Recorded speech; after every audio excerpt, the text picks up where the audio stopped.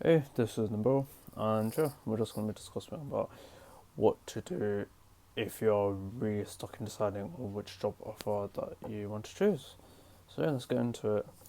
So my sort of story, in terms of facing with that particular issue, really, was I mainly had a job offer come in through my side, mainly around November. So that was for a government council. What that was, it was just an apprentice finance assistant. In other words, in terms of job responsibilities for the apprentice finance assistant that I got the first job offer from, that was basically around accounts payable, right? A bit of accounts receivable and a bit of budget forecasting. That's all it was. In terms of like what you were getting in terms of salary, you will probably get like 28k, and yeah, you're probably studying the business administration of free qualification, of course. So yeah, in terms of that, that is what I managed to get in around November time. So first, so all in all, in my sort of scenario, it was all fine and all because there was really no other offers coming to me at the time as well. So I thought I should just let know of that really quickly before I go ahead with anything. And then fast forward a few months later, we're on to February, right? So I'm still getting no other job offers. Then I basically, pretty much before like 2 weeks ago, I basically done an interview with a accountancy firm, official, yeah. And then the next week after, they stated to me that they were gonna essentially give me the confirmation on Friday.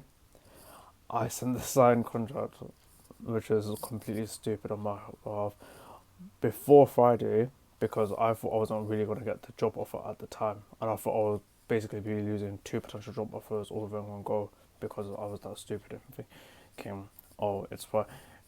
I'm probably not going to get the offer at that time. Little did I know, the accountancy firm that I managed to interview for, or 2 weeks before, yeah, they managed to come back on the same day, not on Friday, stating that I managed to get the offer for AOT account. So, why am I mentioning all this?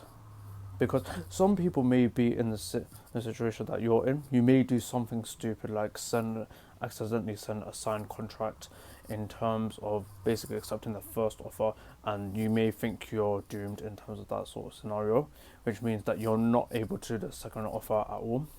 I'm just going to give you a bit of a guide in terms of how I managed to essentially navigate through that. So, in terms of the thought process, sometimes you may be given like a bit of a strict time frame. So, in my case, the start date was going to be on the 12th, right? And I basically had 2 days to decide which offer I was essentially going to be doing. So, in terms of what I did in order to make sure that I basically picked the right one for myself personally, think about what you want to do in terms of like your future prospects. Yeah. So in terms of what I thought about it, mainly when it comes to the government one, I thought in terms of the pros, it was the salary, honestly, because I was really interested in the salary at the time because not many apprenticeships mainly pay around the position in which the government do, like, and that was around 28k. That's usually really rare for apprentices unless you go to like an investment bank or anything like that, like Deutsche Bank, Standard Chartered, all these sort of institutions at the time. And I also managed to spot that in relation to that, they were also doing the AUT apprenticeship scheme as well. So I thought in my mind, do the business administration level 3 qualification. Once you basically do that, pass the apprenticeship, go onto the AUT level 3, and then yeah, that's it. So those were really the only two pros that I thought of it at the time when it comes to the government apprenticeship role. Mainly due to the fact that you can get the AAT role eventually, although it will take a bit of a long time to get it, and it is a bit uncertain because are you actually going to pass that apprenticeship or not? And not to mention, the role is in accounts payable, which isn't exactly accounting. It's an accounting topic, but it's more as if it's the glorified reception as well. Lots of data entry, and that's really it. So no sort of accounts work experience along that. And what I thought for the AUT apprentice role is that if you get the qualifications, you're able to go on much more higher pay than with government. I managed to consult that with lots of other people as well, which I'm going to get to within the next point. With the A2 qualifications and the later going on to the ACA, you could get potentially lots of money if you are able to basically pass through those qualifications. Also, the apprenticeship that I was getting for the second offer, it was mainly in public accounting. And in terms of public accounting, it mainly gives you good exposure in terms of how accounting works. They didn't specify in terms of which department I was going into, like, audit, assurance, tax, forensics, etc., etc. They may just said that I was mainly going into the business solutions team. But yeah, although I did say that in terms of the salary, it was around like 22.5k, which, let's be honest, it is kind of a bit shit. But yeah, I think I was willing to essentially take the risk because mainly with myself, yeah. If you manage to know, is what happened with myself. I mainly left around June when I was on 2021, so I was searching for that specific apprenticeship for a very long while. So, and now I finally got it. What I was essentially thinking to myself was, how was my personal circumstances able to get into play? I was mainly thinking about the time in terms of how much I was wasting in terms of job applications, and now that I'm essentially I've gotten an AET role in terms of an offer. The question is, do you really want to waste that time again?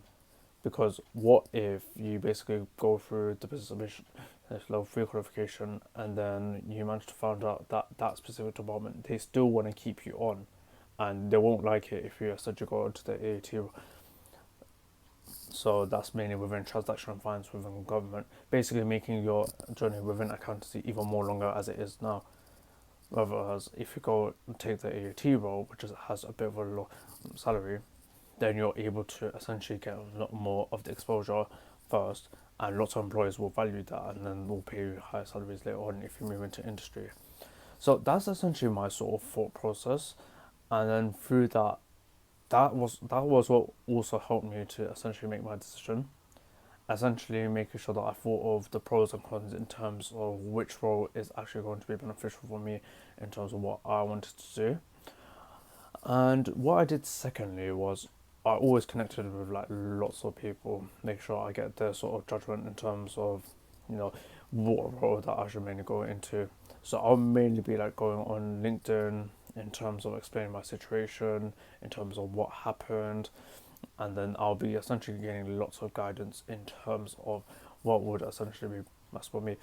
And then what I would do is basically based on their sort of explanations in terms of how legitimate it is, yeah, then I would also use that to factor that into my decision in terms of what will probably be the most successful rate for myself, and then whether that lines with my sort of agreements and my sort of viewpoints. So in terms of what I managed to connect with, in terms of what other people are essentially thinking of, mainly most people are going for role B in terms of their sort of decisions, because mainly of the fact that you're mainly going into public accountancy, and just for the fact that it's actual accounting work itself and you're not doing glorified assumptions, well, that was what made role B a bit more better. And not to mention, since it's a accountancy firm, you are going to be confirmed to do the ACA or ACCA. The firm that I was essentially going into, that I had the offer for, yeah, that was top 30 accountancy firm, and they basically do the ACA trainees programs as well as the ACA, of course. So, yeah, that was also what helped me in my decision. Basically, making sure that you connect with lots of people and then explain your decision and what you're thinking and how it would actually work out in the professional field in order to make sure that you're actually doing the right decision in terms of how to help you progress in your career. That's really it, really.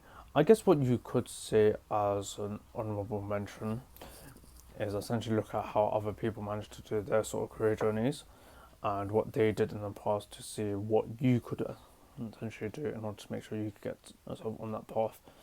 So in my case, there wasn't that many people going into government accountancy apprenticeships, not going to lie. It was mainly between like public, and in rare cases there may be some industry jobs that offer severe apprenticeships, but never people went to government in order to make sure they could start their severe apprenticeship, from what I managed to notice. With all of that taken into consideration of the two options, making sure do you know about the pros and cons in terms of which offer actually benefits you in terms of your career journey, making sure that you're connected with lots of people. I then managed to essentially give myself the decision to go for Robbie, which was essentially the HW Fisher role. And what was essentially the aftermath? So, because lots of people were thinking, because I sent the signed contract accidentally to the employers at role A, you would probably think that, oh, I'm probably signed to that now and I essentially have no choice. Now, here's what I thought in terms of that. They did not confirm any sort of receipt in terms of whether that signed contract was actually sent to them or not. So that kind of gave me a bit of leverage, because if they didn't confirm that, what I was essentially thinking at the time, saying that, oh, they basically have evidence of saying that they received the signed contract, and then therefore they can't essentially force me to go into that sort of specific position. That was what I was essentially thinking of at that time. So that's kind of what my process was. And then through that essentially managed to lead to today, in which I basically sent them lots of emails, making sure that I was speaking to multiple departments, whether it be through HR, whether it be through the fact that which email is meant to be sent.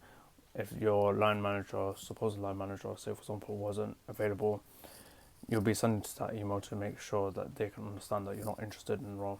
That's basically what I did. When I basically sent the emails to the line managers, they didn't really respond at the time, so it was really hard to say whether they got a confirmation or not, but that was to my advantage at least. And then after that, I basically just sent an email through to HR in relation to the fact that I wasn't interested in the role. And no issues. They stated that I wasn't interested, and yeah, good luck. And yeah, all that led me to do is just focus on this offer. So yeah, that's literally it.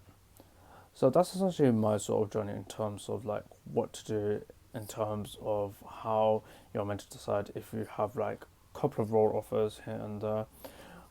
I guess one thing you could say is to ease yourself a bit more about, because there was a mistake that I did. Essentially, be honest with the employer in terms of like how many offers you've actually got, because that way you're able to show to the employers that, oh, many employers are keen on attracting this to the firm, so therefore we might do the same. And because if you essentially be honest with them, then that's a positive value that they tend to value in their sort of books, and it's good for employee representation. So yeah, just be honest with them. Not on everything, no, because sometimes employers may be able to use that against you when it comes to hiring decisions. But yeah, there's only a few things you can be really honest upon, and after taking a bit of research into it, I'll probably say essentially explain how many offers you got can be able to help you out in that sort of specific case. So I probably should have done that. If you are in that sort of situation where you do have a particular offer and you're looking for to another role for another dream offer that you may like more than the first role that you got, then just mention that, just to make sure you can be more hireable to them, and you can also create a bit of sense of urgency to get back to you a lot more quicker, so you don't make any sort of stupid decisions like I did. But yeah, that's pretty much it. So I know I was pretty much rambling on a bit there, but yeah, in other words, just make sure you know what the pros and cons are in terms of what role you actually want to get into, in order to make sure you can better your career journey. And yeah, just consult with lots of people, making sure that you do things in your interview in order to make sure you can buy yourself more time. And yeah, that's it. So I hope this video helps you a lot. So if you like this video, leave a like, share this video, leave a comment, subscribe, and yeah, take care.